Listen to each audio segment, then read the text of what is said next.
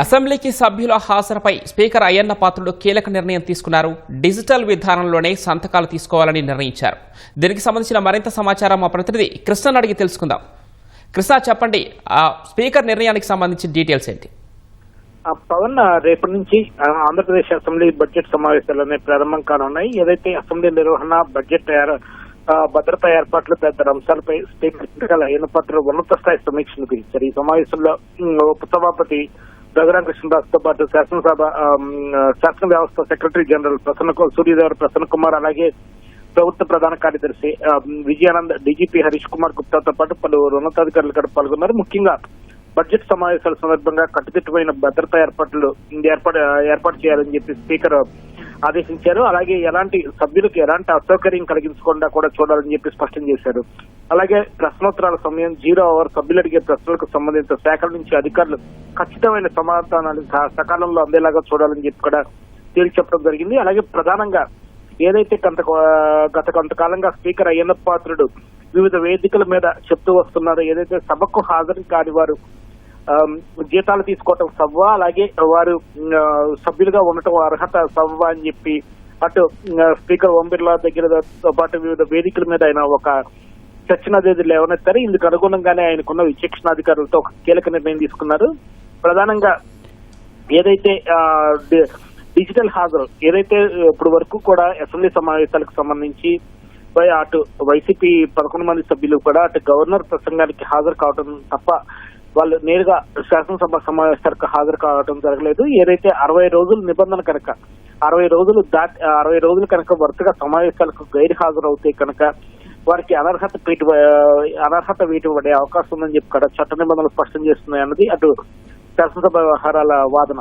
అలాగే గవర్నర్ ప్రసంగంకి హాజరైనప్పటికీ కూడా అది అసెంబ్లీ సమావేశాలకు హాజరు కాలేదన్నది పరిగణలోకి తీసుకోబడదనేది కూడా వారి నుంచి వ్యక్తమవుతున్న అభిప్రాయం.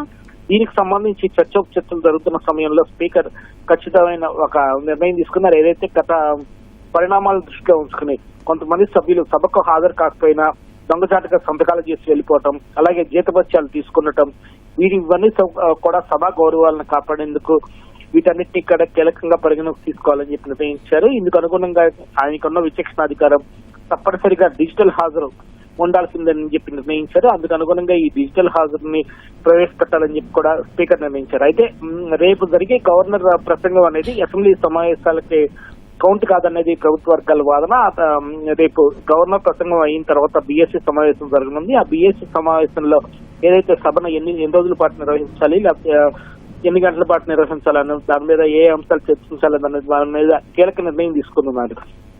ఇప్పటి వరకు కూడా వైసీపీ సభ్యులు అటు బీఎస్సీ సమావేశానికి ఇక్కడ ఇంతవరకు హాజరు కాలేదు. అసెంబ్లీలో జరిగే బీఎస్సీ సమావేశాలకి రేపు బీఎస్సీ సమావేశాల్లో నిర్ణయం తీసుకున్న తర్వాత ఎల్లుండి నుంచి కూడా సభ యథాతథంగా ఉభయ సభలకు కూడా సమావేశం కానున్నాయి. అటు శాసనమండలి, ఇటు శాసనసభ. దీనికి సంబంధించి డిజిటల్ హాజరు అనేది లెక్కించి ఎల్లుండి చెప్పి స్పీకర్ తనకున్న విచక్షణాధికారంతో ఒక నిర్ణయం తీసుకున్న ఆ దిశగా ఈ డిజిటల్ హాజరు అనేది నమోదు చేయనున్నారు. ఇందుకు అనుగుణంగా ఎవరు ఖచ్చితంగా సభకు వచ్చారు అంటే అసెంబ్లీ ప్రాంగణానికి వచ్చి సంతకం పెట్టి వెళ్ళిపోవటం వేరు, అటు సభ లోపలికి వచ్చి తమ సీట్లో కూర్చోవడం వేరు.